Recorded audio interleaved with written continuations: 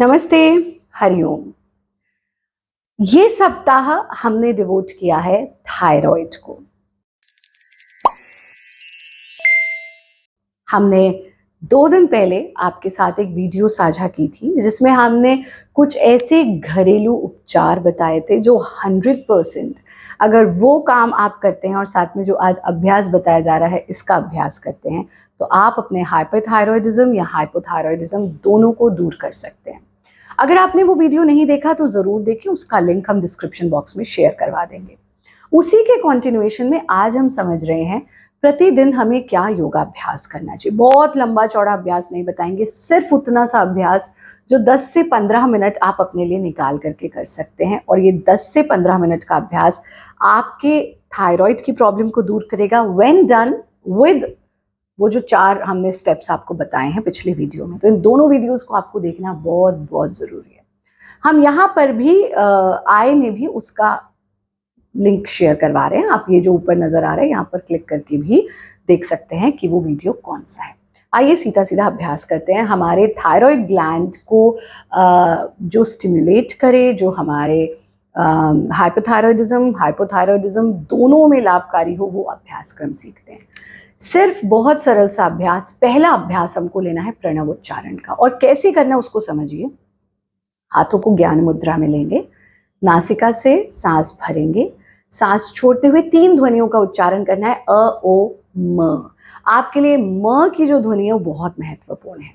तो अ की ध्वनि के वक्त पेट पर प्रभाव पड़ेगा, उसको अनुभव करें। ओ की ध्वनि के समय सीने पर प्रभाव पड़ेगा, उसे अनुभव करें। और म की ध्वनि के वक्त ये आपका जो पूरा थायराइड ग्लैंड है यहाँ से लेकर के खोपड़ी तक प्रभाव पड़ेगा। उसके सेंसेशंस को आपको यहाँ महसूस करना है। तो एक बार करके देखिए।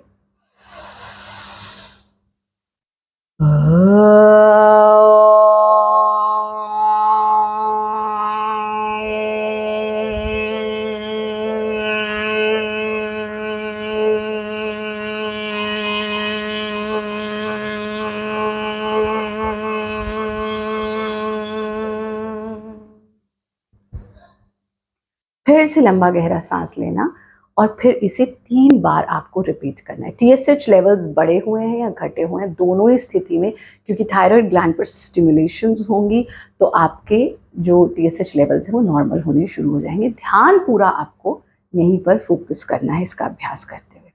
बहुत सरल सा अभ्यास है, कोई रॉकेट साइंस नहीं है, लेकिन मिलियंस ऑफ लोगों ने इस अभ्यास से अपने थायराइड को ठीक किया है। थायराइड को हल्के में न लें क्योंकि ये बहुत सारी और समस्याओं की जननी है, इसलिए ये अभ्यास रेगुलरली करें। दूसरा अभ्यास जो हमको करना है वो है सिंहासन का अभ्यास। सिंह आसन, सिंह जैसी गर्जना करनी है। तो इसको 3 बार कर लिया, फिर आप वज्रासन में बैठ जाइए इस प्रकार से। वज्रासन में बैठ गए। अब हमें क्या करना है, दोनों पैरों के बीच में गैप दे देना है, ऐसे। हाथों को ऐसे रखना है कि हाथ उंगलियां जो है वो आपकी तरफ रहें। इस स्थिति में आगे झुक जाएंगे, लेकिन ऐसे नहीं झुकना है, ऐसे झुकना है, यानी सीना ऊंचा रहेगा, कमर पीछे दबी हुई रहेगी। एक बार पीछे से भी आप देख लीजिए हम कैसे बैठे हुए हैं ताकि आपको क्लैरिटी हो जाए। हम वज्रासन में, दोनों पंजे जुड़े हुए, एड़ी खुली हुई है, दोनों घुटनों को खोला, और ये आप हमारे हिप्स और कमर की स्थिति को देख पा रहे हैं, यानी ऐसे नहीं आना है, ऐसे आना है। क्लियर हुआ? अब सामने से देखिए। तो इस स्थिति में आ गए, पैरों को खोल लिया, सीना ऊंचा बिल्कुल सिंह की तरह। अब आंखों से शांभवी मुद्रा लगानी है, ये, और जीभ को जितना खींच सकते हैं बाहर उतना खींच लेना। क्लियर? इस अवस्था में थ्रोट से सिंह गर्जना करनी है, मतलब आपको अपने थायराइड ग्लैंड पर एक टच महसूस होना चाहिए, उस ध्वनि का, उस आवाज का। देखिए,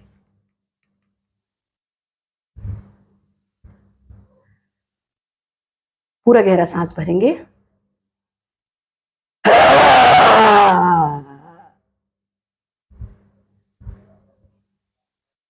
आंखें बंद, मुंह बंद, वापस आ जाएं और हल्के हल्के हाथ से यहां मालिश करना। रिलैक्स हो जाएं, पूरा ऊर्जा का प्रवाह खोपड़ी की तरफ आ जाता है। आँख खोलने की जल्दी नहीं करना, धीरे धीरे से आंखें खोल देना। फिर से देखिए,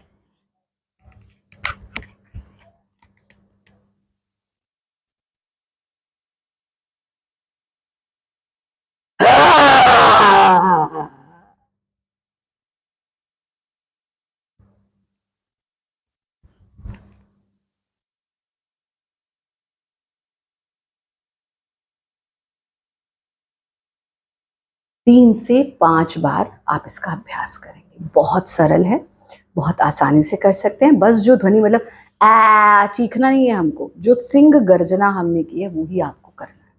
क्लियर? तीसरे अभ्यास में आते हैं। तीसरे अभ्यास में हमको आसन में स्थिर होकर के बैठेंगे और तीसरा अभ्यास हमें करना है भ्रामरी प्राणायाम का अभ्यास। और जिस सीक्वेंस में आपको ये अभ्यास बताया जा रहा है उसी ही सीक्वेंस में इनका अभ्यास करें। भ्रामरी प्राणायाम के लिए आप अपने क्रॉस लेग्ड पोजीशन में बैठेंगे। पहली उंगली से अपने कानों के फ्लैप को बंद कर देंगे। ये जो छोटा कान है हमारा, इसको ऐसे बंद कर देना है। तो इस स्थिति में आ जाना, नाक से सांस लेना, नाक से ही सांस छोड़ना, पर सांस छोड़ते समय भ्रमर गुंजन, भंवरे जैसी आवाज क्रिएट करना है।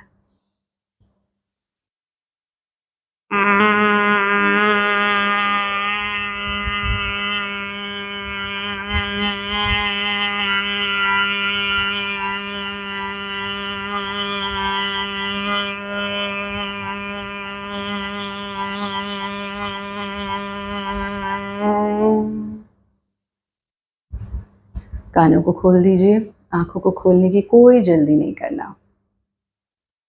इसको आप 5 बार रिपीट कर सकते हैं। अब तक आपको स्टिमुलेशंस खुद ही महसूस होने शुरू हो जाएंगे पहले ही अभ्यास में।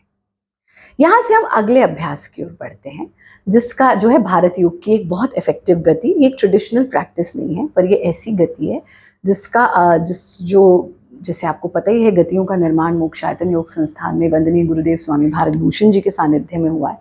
तो ये है गुंजन गति। ये गुंजन गति विशेष रूप से थायराइड के पेशेंट्स के लिए बहुत बहुत लाभकारी है।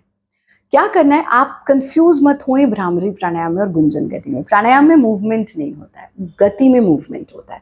तो गुंजन गति में क्या करना है, इसी स्थिति में बैठे, कानों को बंद किया और भ्रामरी प्राणायाम की तरह ही आवाज क्रिएट करना है, लेकिन गर्दन का डाउन एंड अप, ये मूवमेंट थ्रू आउट रहेगा। ये बहुत महत्वपूर्ण है, ठीक है। तो जब ये मूवमेंट आपकी गर्दन करेगा उस गति में, उस गुंजन गति में, तो जो ध्वनि है ना, साउंड है, वो डाउन एंड अप में चेंज होती जाएगी और स्टिमुलेशंस भी आपको फील होंगे, इफेक्ट भी आपके थ्रोट पर चेंज होता जाएगा। तो एक बार देखिए कैसे करेंगे। कानों को बंद कर लिया,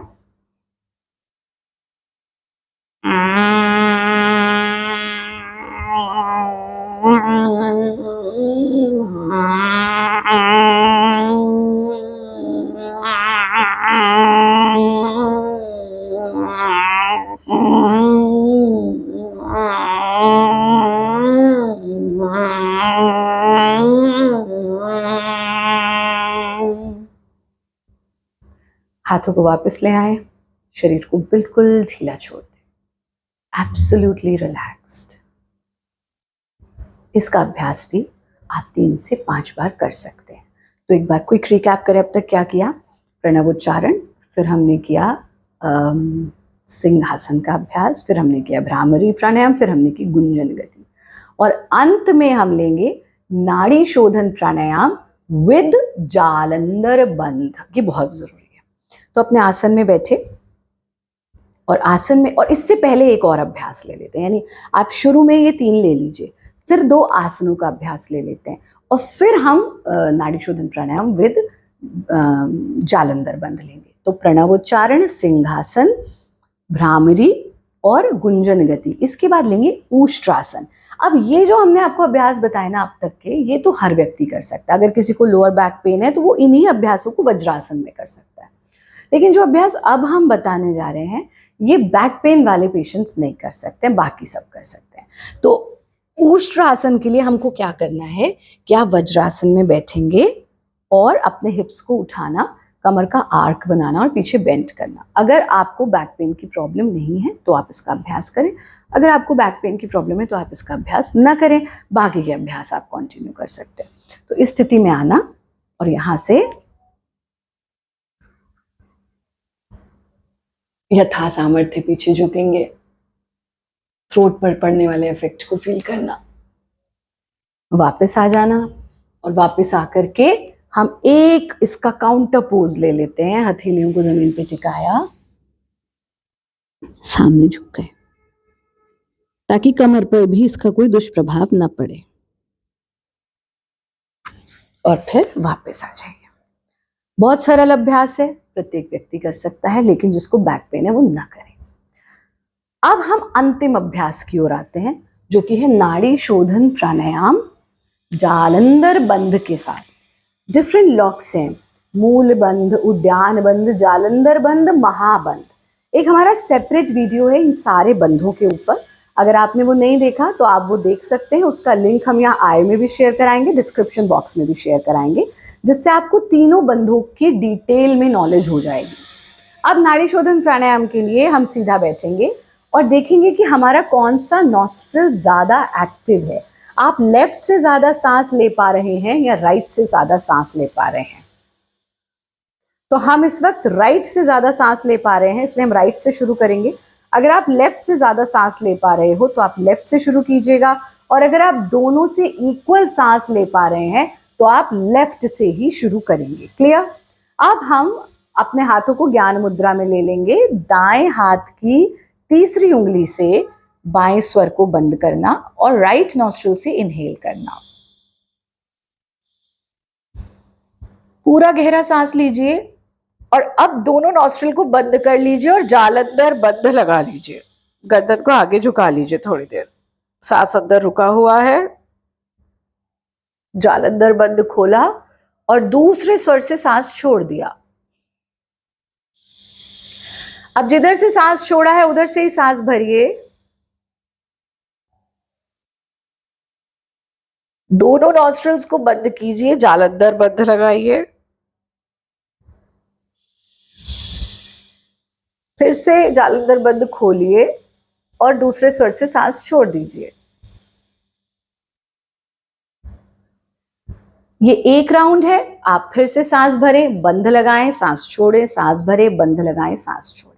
जालंधर बंध को समझ लीजिए। जालंधर बंध यानी हमारी जो ठुड्डी है, जो चिन्ह है, उसे ये जो कंठकूप है इसमें हमें लगाना होता है। लेकिन अगर आपको नेक पेन, सर्वाइकल या माइग्रेन का प्रॉब्लम है तो आप चिन लॉक नहीं लगाएंगे, आप सिर्फ ढीला छोड़ देंगे। बट अगर आपको सर्वाइकल या माइग्रेन का प्रॉब्लम नहीं है तो आप पूरा चिन लॉक लगा दीजिए। एक बार फिर से देखिए। जो लोग बाईं तरफ से शुरू करेंगे उनके लिए दिखा देते हैं। अब ये तो दाईं तरफ से हो गया, तो अंगूठे से राइट नॉस्ट्रिल बंद किया, पूरा सांस अंदर भरा। जब तक सांस को अंदर रोक करके रख सकते हैं, यानी दोनों नाक बंद कर ली, तब तक जालंधर बंध लगाया या गर्दन को आगे झुका दिया। जब लगे और देर नहीं रोक पा रहा हूं, जालंधर बंद खोला, राइट नॉस्ट्रिल से एक्सहेल कर दिया। अब राइट नॉस्ट्रिल से ही इनहेल करेंगे। दोनों नॉस्ट्रिल बंद, जालंधर बंद, खोला और लेफ्ट से एक्सहेल। दोनों हाथ वापस। ये एक राउंड है, आप ऐसे 5 राउंड कर सकते हैं। आंख खोलने की जल्दी नहीं करेंगे। अब अंत में आपको एक काम करना है। इसी अवस्था में बैठे बैठे अपनी गर्दन को पीछे ढीला छोड़ दीजिए, या अगर आप बैठे बैठे थक गए हैं तो ऐसे पैरों को सामने फैलाइए, हाथों को पीछे टिकाइए, गर्दन को ढीला छोड़ दीजिए। ऐसा करने से क्या होगा, जो जालंधर बंध लगाने से आपकी गर्दन के पीछे अगर कोई स्ट्रेन पड़ा होगा वो भी ठीक हो जाएगा। और अपने अभ्यास का अंत कैसे करेंगे, यहीं से आप कमर के बल लेट जाएंगे और हमारा एक योग निद्रा है 10 मिनट का, उसका लिंक यहाँ भी शेयर कराएंगे और डिस्क्रिप्शन बॉक्स में भी। तो हमने 3 लिंक आपसे शेयर करवाए। बंधों का लिंक सबसे पहले तो जो हमने थर्सडे एपिसोड आपसे शेयर किया, होम रेमेडीज फॉर थायराइड, वो, फिर बंधों का लिंक, त्रिबंध कैसे लगाते हैं, और यहाँ योग निद्रा। तो आपको क्या करना है, बस ये वीडियो ऑन करके आप लेट जाइए कमर के बल, जो जो हम बोल रहे हैं बस उसको सुनना है। उससे आपके एक तो स्ट्रेस लेवल्स कम होंगे, थायराइड ग्लैंड के स्टिमुलेशंस बेहतर होंगे और आपका थायराइड ठीक होना शुरू हो जाएगा। फिर एंड कैसे करेंगे? फिर से अपने आसन में बैठे, लंबा गहरा सांस लिया,